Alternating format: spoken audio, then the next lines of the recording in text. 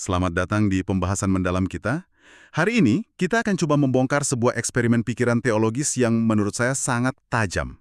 Premis awalnya mungkin udah kita kenal ya. Di hari kiamat, pintu tobat dan iman itu sudah ditutup. Tapi Anda membaliknya dengan pertanyaan yang sangat provokatif. Gimana kalau seseorang yang udah jelas dijamin surga, malah menyatakan murtad setelah kiamat? Dan disinilah skenarionya jadi, benar-benar liar. Orang ini kemudian mencoba bernegosiasi langsung dengan Tuhan. Logikanya begini, kalau kekafirannya ditolak, itu artinya imannya masih dianggap sah kan? Nah, sebagai harga untuk imannya yang tersisa itu, dia nggak minta surga. Dia minta sesuatu yang tak terbayangkan. Singgasana Arash milik Tuhan. Oke, jadi misi kita hari ini jelas ya. Kita akan coba menguliti alur berpikir di balik teka-teki ini. Dan kerangka yang Anda siapkan ini menarik sekali. Kita akan pakai kacamata modern, hukum, teknologi, bahkan teori permainan untuk melihat pertanyaan kuno ini. Jadi kita nggak akan pakai pendekatan tafsir tradisional, tapi kita ikuti saja jalur logika yang Anda bangun ini. Kita lihat ini akan membawa kita kemana. Oke, mari kita bongkar. Untuk mulai, kita perlu sepakat soal fondasinya dulu. Anda membangun argumen ini di atas pembedaan klasik dalam teologi, dar al-taklif dan dar al-jaza. Mungkin buat penyegaran sedikit, ini intinya ide bahwa dunia ini arena ujian, sementara akhirat itu arena pembalasan. Benar begitu ya? Tepat sekali. Dunia, dar al-taklif, itu zona di mana kehendak bebas kita punya nilai. Disinilah iman dan kufur itu jadi pilihan yang bermakna. Tapi begitu kita masuk akhirat, dar al-jaza, status kita itu sudah final. Sistemnya sudah katakanlah terkunci. Alasan iman baru ditolak di akhirat itu kan sangat logis.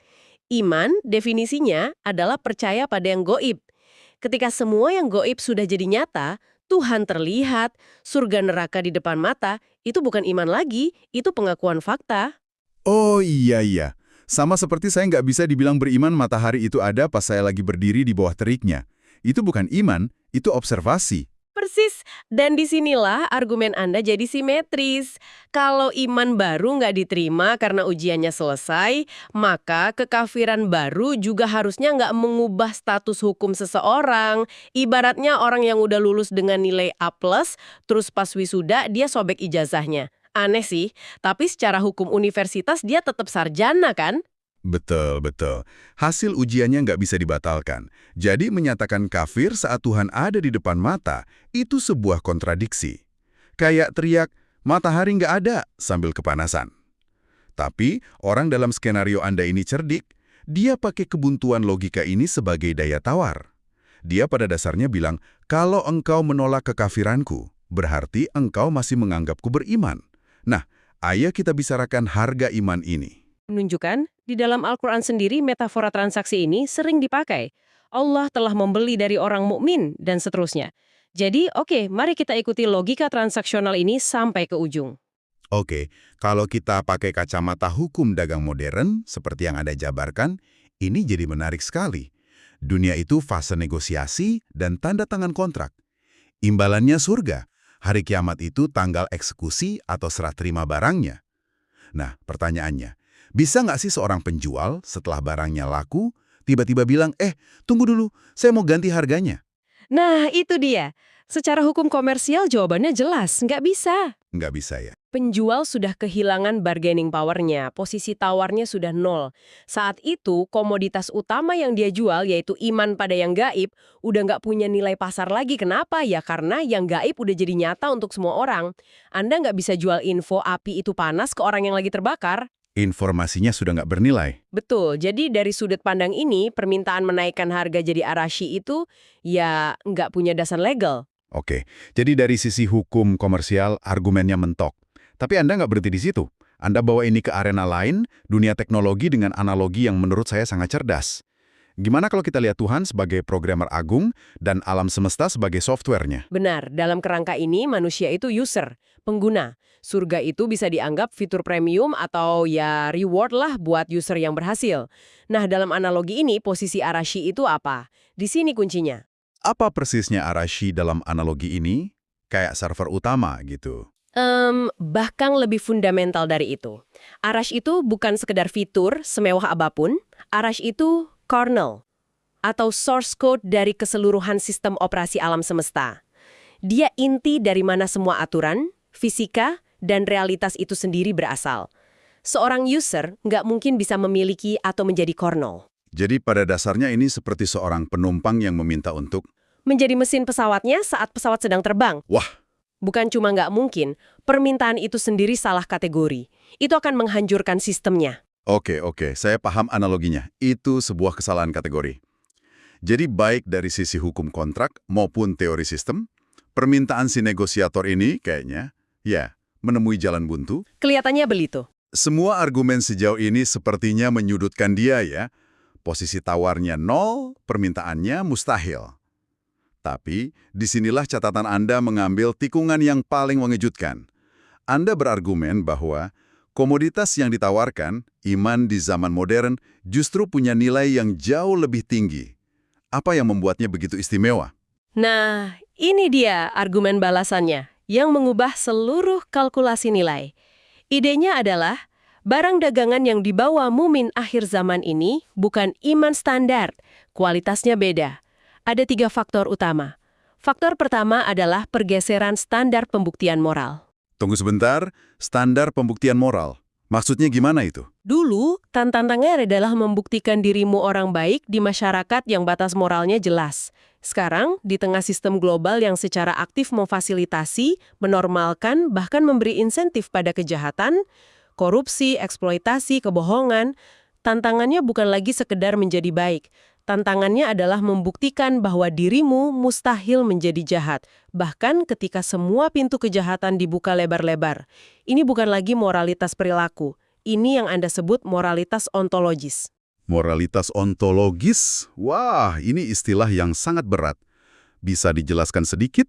Bedanya apa dengan sekedar menjadi orang baik? Menjadi orang baik itu seringkali soal tindakan. Nggak mencuri, menolong orang, gitu kan. Moralitas ontologis, seperti yang Anda jabarkan, ini soal esensi keberadaan. Ini kondisi di mana integritas seseorang udah menyatu dengan dirinya, jadi melakukan kejahatan itu bukan lagi sebuah pilihan yang harus ditolak, tapi sebuah kemustahilan logis baginya. Seperti lingkaran yang secara ontologis nggak mungkin jadi persegi. Ini tingkat integritas absolut. Oke, itu poin yang sangat kuat. Lalu faktor kedua yang bikin iman modern ini produk premium. Itu entitas yang menawarkan solusi instan, teknologi yang bisa menghidupkan yang mati secara medis, sistem ekonomi yang menentukan rezeki miliaran orang, dan puncaknya, seperti yang Anda sebut, Dajjal sosok yang bawa surga dan nerakanya sendiri. Memilih Tuhan yang gaib di tengah semua pesaing yang menawarkan keajaiban terlihat ini level loyalitas yang sama sekali berbeda. Dan faktor ketiga, yang mungkin paling relevan dengan zaman kita sekarang, era post-truth. Betul, navigasi di tengah kaburnya batas benar dan salah. Dulu, kebatilan itu jelek, kebenaran itu indah. Sekarang, kebatilan bisa memoles dirinya dengan data, pencitraan, branding, sehingga terlihat jauh lebih menarik daripada kebenaran. Menemukan al-haq, kebenaran absolut, di dalam labirin manipulasi dan hoaks ini butuh kecerdasan spiritual dan stamina mental yang luar biasa. Saya harus berhenti sejenak di sini. Gagasan bahwa beban moral di era post-truth ini bisa lebih berat dari yang dihadapi para nabi, itu pernyataan yang sangat provokatif. Anda akan menulis, para nabi setidaknya dapat kepastian 100% dari wahyu. Mereka tahu mereka di jalan yang benar. Manusia modern harus berjuang mencari kepastian itu sendirian di tengah badai informasi. Ini benar-benar membalikan cara kita berpikir. Itu inti argumennya. Kesimpulannya adalah iman di akhir zaman ini bukan iman standar. Ini produk premium yang udah lulus stres tes paling ekstrim. Dan jika inputnya berbeda secara fundamental, maka outputnya secara matematis juga harus berbeda. Agar prinsip keadilan ilahi yang sempurna itu terpenuhi. Jadi intinya, prinsip keadilan ilahi itu sendiri menuntut imbalannya harus dinamis, nggak terikat pada katalog hadiah yang sudah ada. Imbalannya harus selevel dengan ujiannya. Begitu ya? Tepat. Meskipun permintaan arash itu sendiri tetap mustahil secara ontologis, kayak analogi tadi, memasukkan arus 10 juta volt ke lampu bohlam kecil, seorang pembeli yang maha adil dan maha kaya secara logis akan memberikan kompensasi yang setara. Bukan arash, tapi sesuatu yang kita bisa sebut bonus di luar kontrak, atau mungkin paket surga custom. Baik, ini membawa kita ke pertanyaan berikutnya. Kalau bukan arsy, kompensasi apa yang sepadan? Saya sangat tertarik dengan beberapa kemungkinan yang Anda jabarkan. Yang pertama diajukan adalah hak atas pengetahuan tanpa batas. Kenapa ini? Ini kompensasi yang paling simetris. Kalau ujian terberat Anda adalah menavigasi lautan kebohongan untuk menemukan satu kebenaran, maka imbalan yang paling adil adalah akses total dan tanpa filter ke semua pengetahuan. Database alam semesta. Nggak ada lagi ragu, nggak ada lagi hoax, nggak ada lagi misteri. Semua mengapa dan bagaimana terjawab tuntas. Menarik. Logis sekali. Bagaimana dengan yang kedua? Otoritas penciptaan otonom. Ini kedengarannya sangat ambisius. Ini adalah sublimasi dari permintaan Arashi. Karena Arashi pusat nggak mungkin dimiliki, alternatifnya ya desentralisasi otoritas. Individu ini diberikan alam semesta pribadi atau sektor ruang waktu, di mana dia bisa jadi arsitek utamanya. Ini memenuhi hasrat untuk punya otoritas tanpa mengganggu sistem pusat. Poin ketiga, kedaulatan mutlak. Ini terasa lebih personal, lebih psikologis. Maksudnya apa di sini? Ini imbalan langsung bagi jiwa yang lelah karena harus terus berjuang melawan sistem yang berusaha mengontrol dan memanipulasi. Kedaulatan mutlak itu artinya menjadi entitas yang merdeka secara total. Nggak bisa lagi dipengaruhi, diperintah, atau dimanipulasi oleh siapapun, kecuali oleh Sang Pencipta secara langsung. Ini kebebasan murni. Dan yang terakhir, yang menurut saya paling abstrak tapi juga paling dalam, transformasi ontologis. Ini bukan lagi soal mendapat sesuatu, tapi menjadi sesuatu yang baru ya. Tepat, ini kompensasi tertinggi. Kalau ujiannya soal menjaga integritas eksistensi Anda, maka hadiahnya adalah peningkatan pada eksistensi itu sendiri. Sebuah peningkatan perangkat keras pada kesadaran yang memungkinkannya mengalami realitas pada level yang lebih tinggi. Mungkin bisa melihat atau berdialog langsung dengan Tuhan tanpa hancur. Sebuah tingkat kedekatan yang melampaui imbalan fisik manapun. Jadi, kalau kita tarik benang merahnya, kita mulai dari teka-teki cerdas soal tawar-menawar di akhirat, dan kita berakhir pada eksplorasi yang sangat mendalam tentang nilai sebuah keyakinan di dunia modern yang hiperkompleks ini. Diskursus yang Anda bangun ini pada dasarnya menunjukkan bahwa hubungan dengan Tuhan, kalau kita lihat dari kacamata logika modern, bukan sekedar kepatuhan buta. Hubungan itu bisa dipandang sebagai sebuah pencapaian strategis, sebuah investasi intelektual dan moral yang nilai tawarnya sangat tinggi. Perjuangan Anda menolak Tuhan-Tuhan modern yang nyata itulah yang menjadi mata uang utamanya dalam negosiasi akhir. Dan kesimpulan akhirnya menjadi sangat kuat ya. Entitas yang maha adil dan tak terbatas nggak mungkin terikat pada deskripsi imbalan dari teks kuno. Saat dihadapkan pada produk iman dengan kualitas dan ketangguhan yang belum pernah ada sebelumnya, imbalannya harus seunik dan sedalam ujiannya. Sebagai penutup, mungkin ada satu pertanyaan terakhir untuk Anda renungkan. Seluruh simulasi kita tadi kan berasumsi Tuhan beroperasi pakai logika nilai, keadilan, dan kontrak yang bisa kita pahami. Gimana kalau pemahamannya tentang nilai itu sendiri ada di dimensi yang sama sekali berbeda dari kita? Gimana kalau imbalan terbesar itu bukan sesuatu yang diberikan seperti pengetahuan atau otoritas, melainkan sesuatu yang membuat kita menjadi versi eksistensi yang sama sekali baru yang bahkan nggak bisa kita bayangkan saat ini? Sesuatu untuk kita renungkan lebih lanjut.